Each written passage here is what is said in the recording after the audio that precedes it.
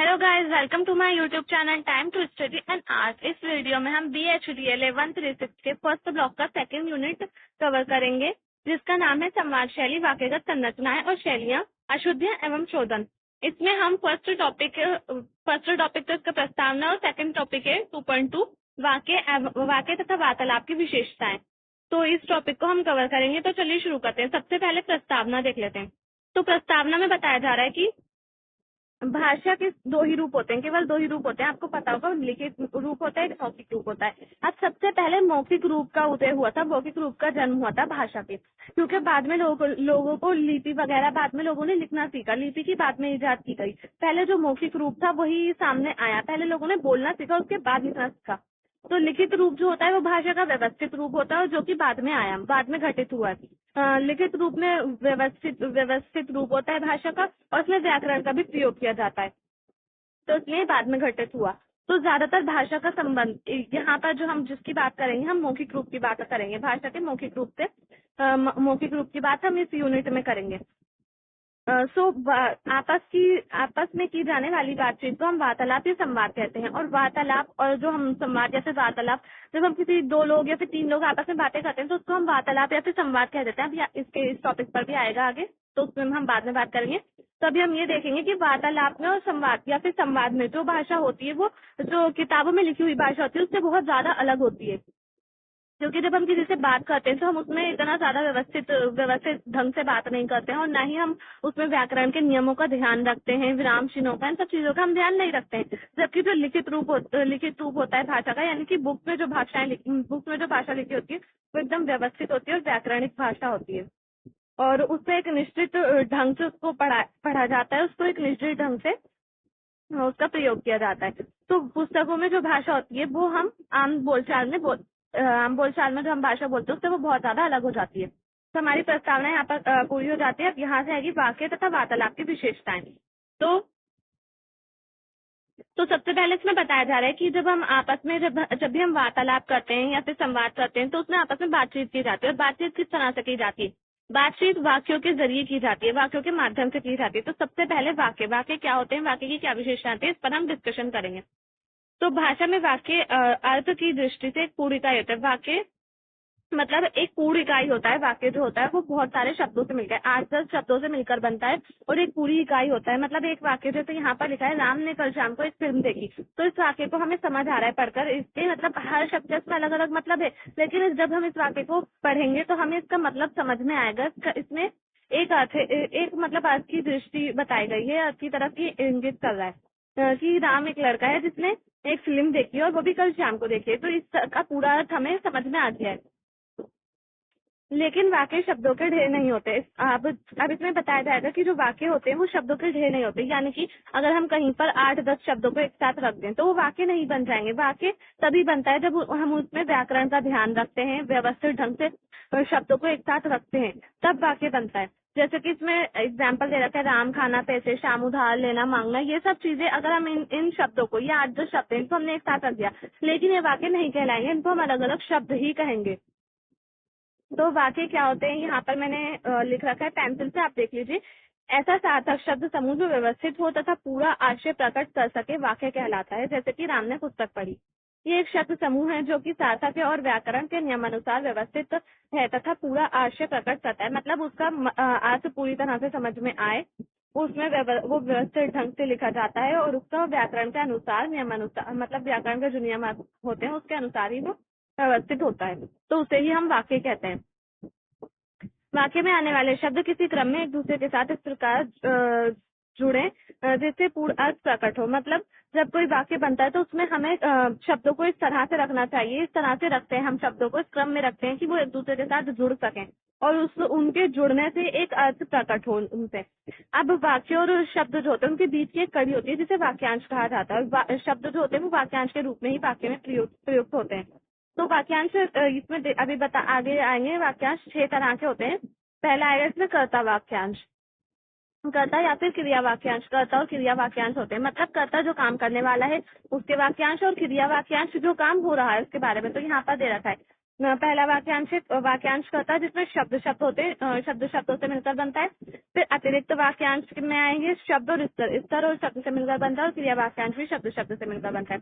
अब यहाँ पे देख लीजिए 6 आएंगे यहाँ पर वाक्यांश। तो पहला है अकर्मक। अकर्मक में लड़का सोया, ये आ गए, ये वाक्यांश है, 2 शब्दों से मिलकर बना है वाक्यांश। कर्ता और क्रिया दोनों हो रहा है इसमें। कर्ता यानी कि लड़का है, लड़के के बारे में बात हो रही है, सोया को सो रहा है, तो ये क्रिया हो गई। फिर इसके बाद आएगा सकर्मक। सकर्मक यानी कि वह खाना खा रहा है, तो इसमें कर्ता भी आएगा, कर्म भी आएगा और क्रिया भी आएगा। ये हमारे सकर्मक वाक्य हो जाएंगे। फिर गंतव्य, तो गंतव्य सूचक वाक्य में गंतव्य आता है। गंतव्य यानी कि किसी भी जगह का नाम, जैसे कि कॉलेज, ये गंतव्य हो गया। तो ये हो जाएगा हमारा वह कॉलेज गई, तो ये वह जो है वो कर्ता हो जाएगा।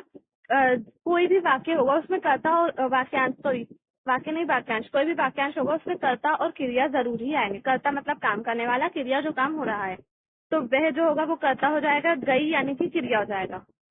इतना इजी सा है, अगर आप ये लोग कर लेंगे, याद भी कर लेंगे, तो आपको इजीली हो जाएगा आपके पेपर में। फिर जीव कर्मक। जीव कर्मक मतलब इसमें 2 कर्ता आएंगे, एक तो आएगा कर्ता और एक आएगा प्राप्त कर्ता। मैंने उसको पैसे दिए, तो मैंने जो हो जाएगा वो कर्ता हो जाएगा, और जो उसको हो जाएगा वो प्राप्त करता हो जाएगा। उसको प्राप्त करता है ये, और मैंने करता है, पैसे कर्म हो जाएगा, और दिए क्रिया हो जाएगा। तो कर्ता और क्रिया सब में आएगा। दिव्य कर्मक में दो कर्ता आ जाएंगे। गंतव्य में गंतव्य आएगा, किसी भी जगह का नाम। पूरक वाक्य, पूरक वाक्य में जैसे कि बुखार, कोई भी कुछ हो रहा है तो उसके बारे में आएगा। मुझे बुखार है, तो कर्ता और पूरक, बुखार जो हो जाएगा वो पूरक हो जाएगा, और क्रिया है। कर्म पूरक जिससे किसी काम के या फिर काम के होने का पता चले, तो वो कर्म पूरक हो जाएगा। जैसे मैंने राधा को डॉक्टर बनाया, तो राधा को बनाया, तो ये कर्म हो जाएगा, और कर्म पूरक क्रिया हो जाएगी। यहाँ पे डॉक्टर बनाना, और कर्ता जो हो जाएगा वो मैंने आ जाएगा। तो ये यहाँ पर फिनिश हो जाता है। अब इसके बाद आएंगे ऐच्छिक वाक्यांश। अब जो ऐच्छिक वाक्यांश होते हैं वो क्या होते हैं, तो यहाँ पर मैंने साइड में लिखा है पेंसिल से, आप देखिए, वाक्य के अनिवार्य वाक्यांशों के अतिरिक्त आमतौर पर अन्य सूचनाओं के लिए जिन वाक्यांशों का उपयोग होता है उन्हें ऐच्छिक वाक्यांश कहते हैं। प्रमुख ऐच्छिक वाक्यांश निम्नलिखित हैं, जो इधर लिखे हुए हैं वो। तो जो कुछ प्रमुख सूचनाएं होती हैं जिनके लिए ऐच्छिक वाक्यांशों का प्रयोग होता है, उन्हीं कुछ वाक्यांशों का प्रयोग होता है, और उन्हीं वाक्यांशों को हम ऐच्छिक वाक्यांश कहते हैं। जैसे कि स्थान हो गया, समय हो गया, करण हो गया, और प्रयोजन। तो स्थान के लिए जैसे कि किसी कमरे में, दीवार पर, अंदर से, बाहर से, ये हमारे ऐच्छिक वाक्यांश हो जाएंगे। फिर उसके बाद समय के आएगा, तो शाम को ठीक 7 बजे, सुबह को, कल से, या फिर आज से, तो ये हमारा समय वाक्यांश हो जाएगा। फिर करणवाचक किसी भी चीज के बारे में आएगा, जैसे कि चाकू से, कलम से, हाथ से, बस के द्वारा, तो ये सब हमारे करणवाचक में आते हैं। कोई भी चीजें, तो चीजें जो आती हैं उनको हम करणवाचक वाक्यांश कर रहे हैं। करणवाचक वाक्यांश जो होते हैं वो ऐच्छिक वाक्यांश होते हैं। फिर प्रयोजनवाचक वाक्यांश, तो वाचन वाक्यांश के लिए, जैसे राम के लिए, काम के लिए, पैसे के लिए, ऐसे जो हो जाएंगे ये प्रयोजनवाचक हो जाएंगे। अब इसके बाद वाक्य क्रम आएगा इसमें, तो वाक्य किस क्रम में लिखा जाता है। जहाँ तक ऐच्छिक वाक्यांशों का प्रश्न है, हिंदी में इस संदर्भ में कुछ स्वतंत्रता है। क्रिया से पूर्व इन वाक्यांशों को हम बदले हुए क्रम में रख सकते हैं। मतलब एक ही वाक्यांश अगर हो, हम वाक्य का क्रम किस किस तरह से हम बदल सकते हैं, किस किस क्रम में वाक्य को बनाकर हम मतलब किस किस क्रम में रखकर शब्दों को हम वाक्य बना सकते हैं।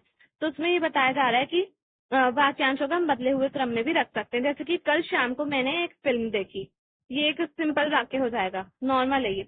फिर इसके बाद सेकंड इसमें देखा, मैंने कल शाम को एक फिल्म देखी, ये भी सही है।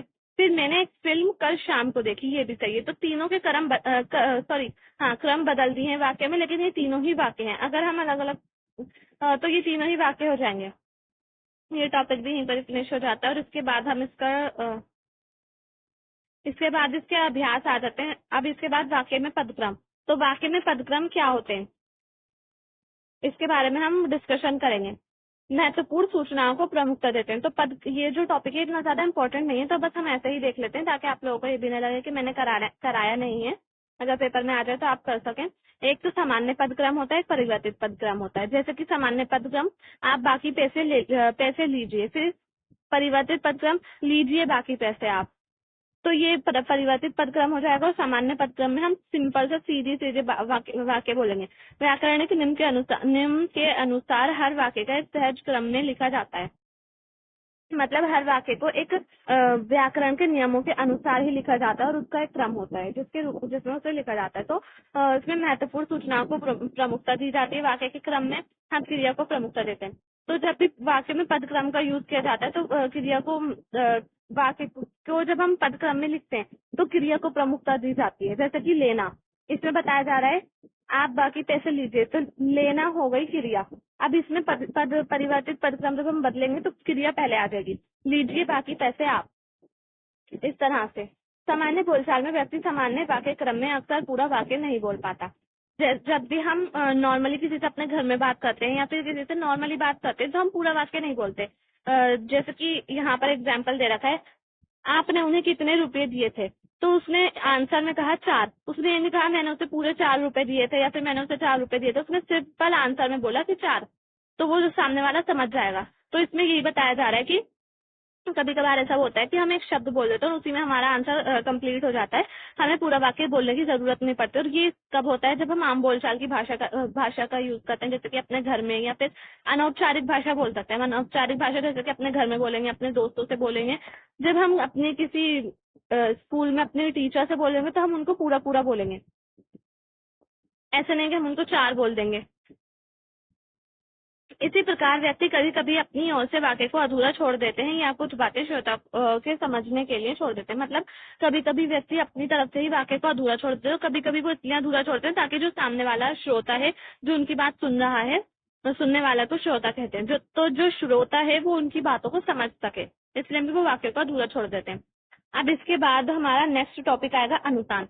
तो अनुतान क्या होता है? अनुतान वो होता है जब भी कोई व्यक्ति कोई बात करता है तो उसके बोलने का ढंग किस तरह, तो वो किस तरह से बात कर रहा है, उसके बोलने का ढंग क्या है, उसी को ही हम अनुतान कहते हैं। एक ही वाक्य को विभिन्न अनुतानों से बोला जाता है तो उसका अर्थ परिवर्तित हो जाता है। जैसे कि अभी नीचे एग्जाम्पल दे रखा है, हम एक ही वाक्य को बोलेंगे और अलग अलग अनुतानों से बोलेंगे, हमारे बोलने का ढंग अलग अलग होगा, तो उसका जो अर्थ होगा वो भी परिवर्तित हो जाएगा। जैसे कि वह चला गया, ये सामान्य सूचक हो जाएगा, यहाँ पे सामान्य मतलब नॉर्मली बोला गया ये। फिर वह चला गया, ये प्रश्न के मतलब उसमें हो जाएगा, ये प्रश्न सूचक हो जाएगा क्योंकि हम उसमें पूछ रहे हैं, वह चला गया ऐसे पूछा जा रहा है। फिर वह चला गया ऐसे ये हो जाएगा हमारा विस्मय, यानी कि आश्चर्यचकित रह जाना, या फिर हम किसी से हैरानी से पूछते हैं ना, वह चला गया ऐसे करके, तो ये हमारा विस्मय हो जाएगा। फिर अनुतान का महत्व। अनुतान से हम सामान्य बोलचाल में अपने विविध मनोभावों को कुशलतापूर्वक प्रकट कर सकते हैं। मतलब अनुतान के द्वारा ही हमारे जो मनोभाव होते हैं, हमारे जो इमोशंस होते हैं, उनको हम अच्छी तरह से दूसरों के सामने बोलचाल की बोलचाल कर बात करके हम अपने भावों को प्रकट कर सकते हैं दूसरों के सामने। ये मनोभाव दूसरे व्यक्ति के कथन के संदर्भ में और सार्थक हो जाते हैं, यानी दूसरे व्यक्ति के कथन के संदर्भ में आप नाराज होते हैं या सहमत होने का नाटक करते हैं। मतलब अगर कोई व्यक्ति कुछ बात बोल रहा है और हम उसकी बात से सहमत नहीं है, तो या तो अगर मतलब कोई हमारा खास दोस्त है तो हम उससे नाराज हो जाएंगे, कोई हमारे बहुत ज्यादा क्लोज है तो हम उससे नाराज हो जाएंगे, या फिर अगर किसी से हम कुछ मतलब क्लोज नहीं है, कोई हमारे दूर का रिश्तेदार है या फिर कोई है, तो फिर हम उससे सहमत होने का नाटक करेंगे, ऐसा दिखाएंगे कि हम सहमत हैं। इसी प्रकार एक वक्तव्य में व्यक्ति फुसलाना, धमकी देना, क्षमा मांगना, चापलूसी करना, अपनी दीनता प्रकट करना या अपना अधिकार जताना आदि कई अर्थों को कई अर्थ पक्षों को लेकर चलता है। तो इसी ये जो जैसे कि धमकी देना, फुसलाना, क्षमा मांगना, ये सारी चीजें भी हमारे अनुतान के माध्यम से ही पूरी हो पाती है और अनुतान से ही समझ में आ पाती है। फिर इसी में एक आएगा हमारी आंगिक चेष्टाएं। तो आंगिक चेष्टाएं क्या होती है? आंगिक चेष्टाएं वो होती हैं जब हम अनुतान के साथ ही जुड़ी होती हैं आंगिक चेष्टाएं भी, जैसे कि आवाज ऊंची करना, शब्दों पर बल देना, चेहरे के भाव बदल जाते हैं, ये सब हमारी आंगिक चेष्टाएं होती हैं। जब किसी को गुस्सा आता है तो वो चीख कर बोलता है, ऊंची आवाज में बात करता है, उसकी आंखें बड़ी बड़ी हो जाती हैं, फटी फटी मतलब बड़ी बड़ी हो जाती हैं, और उसका चेहरा भी लाल हो जाता है, कभी कभी बहुत ज्यादा गुस्सा आ जाता है तो वो लाल भी हो जाता है, तो और वो जोर जोर से भी बात करने लगता है, तो ये गुस्से वाली। या फिर जब कोई खुश होता है तो वो स्माइल करता है, या फिर तो बहुत ज्यादा काम होता है और शांत हो जाता है, तो ये जब वो खुश होता है तो ये हमारी आंगिक चेष्टाएं हो जाती हैं। और ये जब हम बात करते हैं तो ये हमारी समझ में आती है, मतलब हमारे बोलने के ढंग से पता चल जाता है कि किसी व्यक्ति का व्यवहार किस तरह का है, वो क्या सोच रहा है, या फिर उसके जो बात करने का ढंग है वो किस तरह का है, वो खुश है, नाराज है या फिर गुस्सा है, ये सब हमें पता चल जाता है जब हम किसी से बात करते तो। इन सभी गुणों के माध्यम से ही हम दूसरों के सामने अपने जो ये सभी जो गुण होते हैं और जो कार्यकलाप होते हैं, इन सभी के माध्यम से हम अपने इमोशंस को दूसरों के सामने प्रकट कर पाते हैं। और जो श्रोता होता है, जो सुनने वाला होता है, वो हमारी बात को इसी वजह से पहचान पाता है। अनुतान के और आंगिक चेष्टाओं के माध्यम से ही श्रोता हमारी बातों को, हमारी जो विचार होते हैं, हमारी जो सोच होती है, हमें पहचान पाता है, हमें समझ पाता है, और फिर जो हमारा वार्तालाप होता है या फिर संवाद होता है वो आगे बढ़ पाता है इसी के अकॉर्डिंग। अगर सामने वाले को हमारी बात ही समझ ना आए, मतलब हमारे चेहरे पर कोई भी इमोशंस नहीं आ रहा है, कोई भी अनुतान मतलब बोलने का ढंग हमारा बिल्कुल नॉर्मल सा है और हमारे चेहरे पर कोई भी इमोशंस नहीं आ रहा है, तो सामने जब कुछ बच्चे ऐसे होते हैं जो क्लास में बिल्कुल ब्लैंक होते हैं, तो टीचर समझ नहीं पाती कि उनको समझ आ रहा है या नहीं आ रहा है। तो ऐसे बच्चे भी होते हैं क्लासेस में। तो बच्चों को क्लासेस में ऐसे रहना चाहिए, उनको ये दिखाना चाहिए, प्रकट करना चाहिए कि हाँ उनको समझ आ रहा है। जब उनको समझ आएगा तभी टीचर्स आगे बढ़ पाती हैं। अब देखिए यहाँ पर एक एग्जाम्पल दे रखा है, जैसे कि कोई ऊंची आवाज में बात कर रहा है या फिर कोई गुस्से में बात कर रहा है, तो श्रोता जो सुनने वाला है वो क्या कहता है, तेवर क्यों दिखा रहे हो, ऊंची आवाज में बात करने की जरूरत नहीं है, मैं तुमसे नहीं डरता। तो ये श्रोता जो सुनने वाला है या फिर जिससे बात हो रही है वो ये कह रहा है। तो इस तरह से हमारा जो संवाद होता है या फिर वार्तालाप होता है वो आगे बढ़ता है। इसके बाद हमारा ये टॉपिक आएगा इसी में, संप्रेषण का उद्देश्य, और इसके बाद आएगा वाक्य से ऊपर का हिस्सा। तो ये दोनों टॉपिक हम नेक्स्ट वीडियो में कवर करेंगे, क्योंकि ये वीडियो बहुत ज्यादा लेंथी हो गई है। तो गाइस ये वीडियो यहीं पर ही फिनिश करते हैं। अगर आपको पसंद आए तो प्लीज लाइक करें, शेयर करें, चैनल को सब्सक्राइब करना ना भूलें। थैंक्स।